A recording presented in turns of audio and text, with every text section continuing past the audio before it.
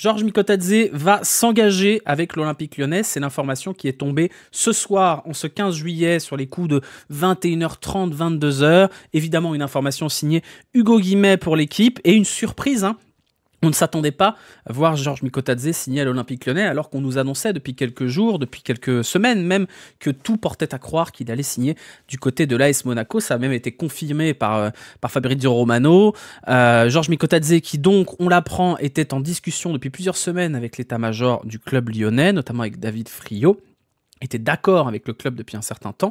Il ne restait qu'à convaincre ses agents et derrière le club du FC Metz. Un accord a été trouvé ce soir et la visite médicale devrait être passée demain. Encore une fois, c'est confirmé par l'équipe. Accord aux alentours de 18 millions, donc pas très cher, hein. C'est moins que l'offre qui avait été formulée par Monaco, qui était de 20 plus 5 millions, 20 millions plus 5 millions de bonus. Donc une grosse surprise de voir Georges Mikotadze s'engager avec l'Olympique Lyonnais. On était resté sur un dilemme, c'était Mikotadze ou Lacazette. Ce sera Mikotadze et Lacazette, puisque Pierre Sage a expliqué qu'il voudra faire jouer les deux en même temps et que Georges Mikotadze sera présent dès la reprise de la Ligue 1 pour occuper le poste laissé vacant par Alexandre Lacazette qui sera en phase de récupération post-Jeux Olympiques.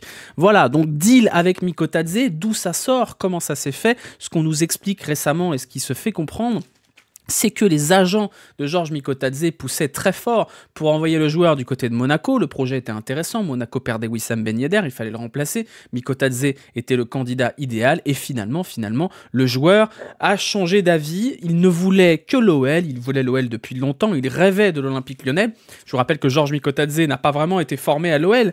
Il a passé de ses 8 ans jusqu'à ses 15 ans, sa formation à l'OL, avant de terminer sa formation du côté de l'AS Saint-Priest, puis d'aller du côté du FC Metz. Donc c'est un joueur qui n'a jamais évolué avec les pros, avec l'Olympique Lyonnais. Son rêve est désormais réalisé. C'est un achat relativement coûteux pour l'OL, 18 millions supplémentaires, même si c'est une très bonne opportunité de marché. Et un achat qui vient donc s'ajouter aux 120 millions déjà dépensés sur ce mercato du côté de l'Olympique Lyonnais. Donc on ne sait pas d'où sort l'argent, comment ça se produit, ni si l'OL restera dans les clous de la DNCG. Je vous rappelle que l'OL a promis à la DNCG entre 70 et 100 millions de votes. On n'a pas le montant exact et que pour l'instant, l'OL a vendu pour 5 millions d'euros. Et c'est tout avec le transfert de Skelly Alvero du côté du Werder de Brême. Alors comment va évoluer l'Olympique Lyonnais l'an prochain ? Puisqu'avec Lacazette qui reste et Mikotadze, on se retrouve avec un gros embouteillage en attaque, puisque du côté du secteur offensif lyonnais, on a désormais comme neuf de formation Alexandre Lacazette, Georges Mikotadze, Gift Orban, Amin Sarr, Mama Baldé et Enzo Molébé. Donc ça fait beaucoup. On a plus ou moins compris via un tweet de Hugo Guimet que Gift Orban ne serait pas retenu en cas d'offre. Effectivement, l'arrivée de Georges Mikotadze condamne Gift Orban à très très peu de temps de jeu, lui qui ne peut pas jouer ailier, à la différence de Mama Baldé. Bon, Amin Sarr, c'était déjà foutu pour lui de toute façon, mais on peut imaginer que Gift Orban, qui est arrivé en janvier et qui n'a pas trop eu le temps de montrer ses qualités, et qui, quand il a eu un peu de temps de jeu, n'a pas forcément été brillantissime, risque de s'en aller en prêt ou en vente définitive, ce sera à voir. On est donc en attente du côté de l'OL de certaines ventes. Ryan Cherki est toujours là, même s'il est pressenti du côté de Dortmund. Maxence Cacré n'a pas d'offre. Sinali Diomandé est dans un placard, tout comme Florent Sanchez et Dejan Lovren. Anthony Lopez est dans le groupe à la reprise et pareil, il n'a pas de porte de sortie. Corentin Tolisso est toujours là. Paul Akoukou est toujours là. On a beaucoup de joueurs sous contrat. Je ne vais pas vous faire la liste complète, mais je vais vous montrer à l'écran, là, grâce aux merveilles du montage, un très beau dessin sur Paint qui vous permet de voir qu'effectivement, l'effectif est un peu bordélique et qu'il va quand même falloir nettoyer tout ça. Mais la bonne nouvelle, c'est quand même que l'OL est armé pour affronter cette saison de Ligue 1, en tout cas bien mieux que la saison précédente, puisque tous les postes sont doublés à minima. Donc on a quand même de quoi voir assez loin dans cette saison, plus loin que celle de la saison précédente.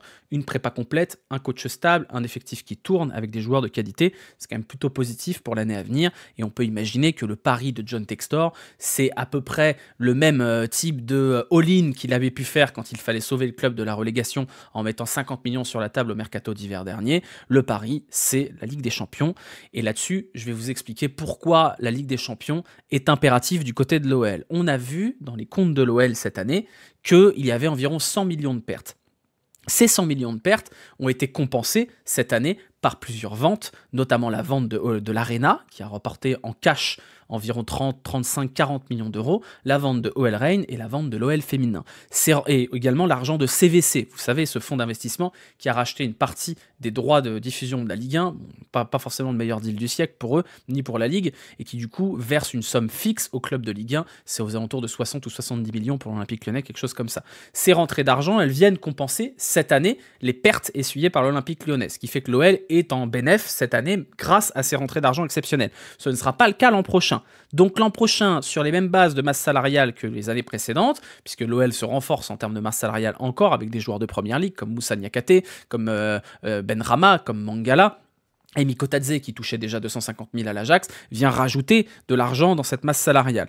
Il faudra, pour que l'OL soit sauvé aux yeux de la DNCG et même au niveau de ses comptes, que l'OL se qualifie en Ligue des Champions la saison prochaine. Parce que la qualif en Europa League ne suffit pas à colmater les brèches. Donc je pense que c'est un coup de poker qui est fait par John Textor, qui veut taper fort et aller en Ligue des Champions et redresser sportivement ce club, parce que c'est le seul moyen pour lui de gagner de l'argent et de rembourser ses prêts, et pour l'Olympique Lyonnais de rentrer dans les clous de la DNCG. C'est également, à mon sens, un choix plutôt intéressant de la part de l'Olympique Lyonnais de recruter Georges Mikotadze pour 3 raisons. La première, c'est que Alexandre Lacazette, certes, reste une année supplémentaire, mais il n'y a pas de garantie que ça se passe très bien pour Lacazette. Le poids des années avance, les JO vont tronquer sa prépa, donc ça risque aussi peut-être d'être l'année de trop pour Lacazette, même si évidemment on ne le souhaite pas. Et le fait de garder Lacazette 1 an ne faisait que repousser l'échéance, ça ne fait que repousser le fait qu'il faudra à un moment donné remplacer Alexandre Lacazette.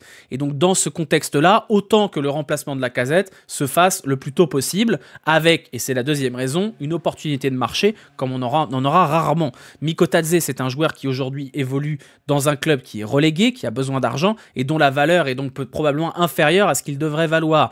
Un Mikotadze qui a surnagé en Ligue 1 dans une équipe aussi mauvaise que Metz, c'est une aubaine. Il a brillé à l'Euro de façon assez monstrueuse puisqu'il fait partie des co-meilleurs buteurs à 3 buts avec la Géorgie. Donc toucher Georges Mikotadze aujourd'hui à 18 millions, c'est une aubaine. Et c'est une aubaine qui ne se reproduira probablement pas, puisque si Georges Mikotadze signe à l'OL aujourd'hui, c'est parce qu'il a envie de jouer à l'OL. C'est parce que le poids de l'institution OL pèse suffisamment lourd pour le détourner d'un projet sportif probablement plus ambitieux du côté de l'AS Monaco. Et ça, c'est une vraie chance. Et la troisième raison, c'est que dans la situation où les comptes de l'OL ne sont pas satisfaisants auprès de la DNCG l'an prochain, l'OL risquerait d'être frappé d'une interdiction de recrutement ou à minima d'un encadrement de ces recrutements. Et dans cette situation-là, imaginons que la DNCG l'an prochain empêche l'Olympique Lyonnais de recruter et que Lacazette s'en aille. Si l'OL se retrouve frappé d'une interdiction de recrutement en juin prochain et ne peut pas remplacer Alexandre Lacazette à cause de ça, c'est la catastrophada. Donc dans cette situation-là où la DNCG frappe l'OL l'an prochain, au moins le successeur de Lacazette est déjà là. Et donc ça, c'est un coup de poker sur le futur, même s'il n'est pas radieux, qui me semble plutôt cohérent et plutôt judicieux.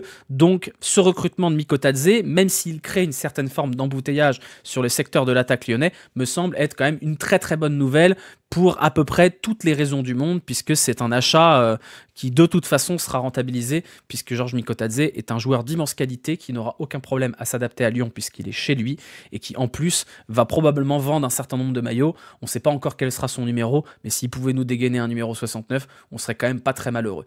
Voilà, c'était l'extrait YouTube qui n'est pas vraiment un extrait puisque je l'ai enregistré après le live pour ceux qui le verront a posteriori.